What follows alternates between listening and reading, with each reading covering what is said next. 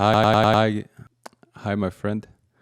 Today we'll be talking about the tension and how to create transitions. Tension is what makes your track interesting and what makes the listener want to listen from the beginning to the end. If you have an endless loop without any changes, without any transitions or tension, he'll drop off midway into the track.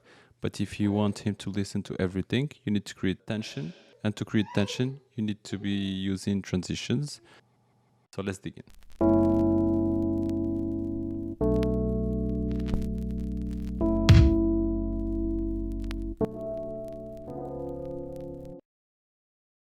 This is the example that we'll be using. We have a drum A. We want to transition to the drum B while the chords remain unchanged. So let's take a listen.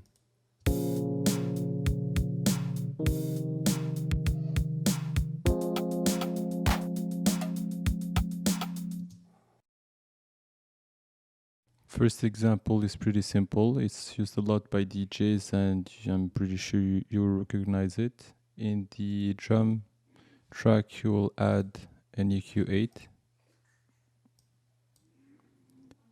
and you take the last node, you put a low pass filter and you'll add an automation on the frequency. So you right click and you select show automation.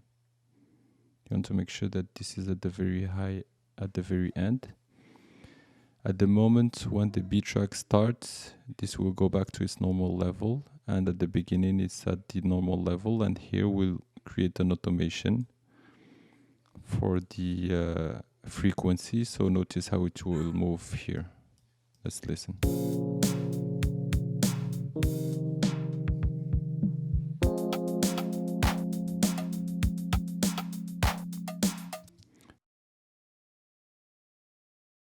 Second example is what I will call a double down. I'm sure there is another name for it. I'm not a DJ, so I don't know.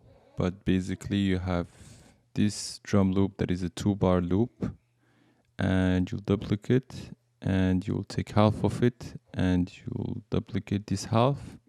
The new half will be duplicated as well. You half it down, you duplicate it, and so on. So you have a new half, you take half of it, you duplicate it, and then you do it again. In this new one, you will put it in half, and at the end, you'll end up just with the snare, the hi-hat or the kick.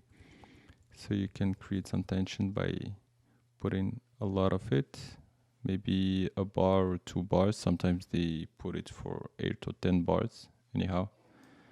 And if we take a listen, I'll just put the second chords where the second drum starts, and we'll listen.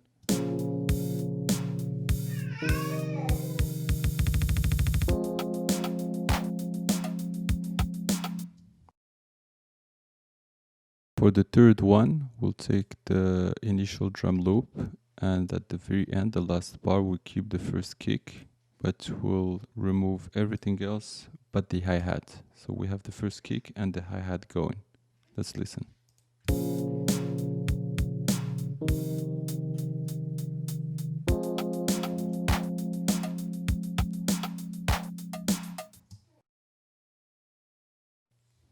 For the fourth example, I add a white noise. So I took the mellow noise pad and I put only one note on 2 bars, and I added an automation on the volume.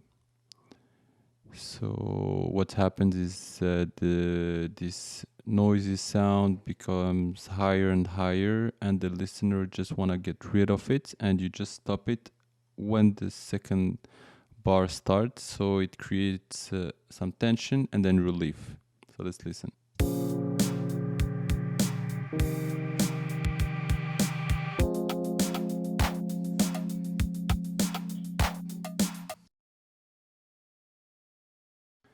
The next example is with reverb. So we'll add a reverb on the drum track, and we'll put a low cut, and I'll add an automation on the dry wet so that I have a lot of reverb at the end, and it's slowly building up. And I also like to turn off the reverb so that it doesn't get activated when I don't need it to device on, and it will be off at the beginning of the second loop, and it will be turned on about halfway in the first bar.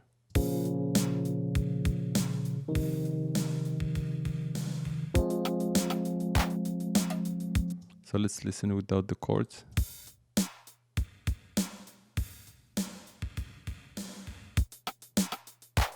See? So it's really in the small details that you can build up some tension and make the song interesting.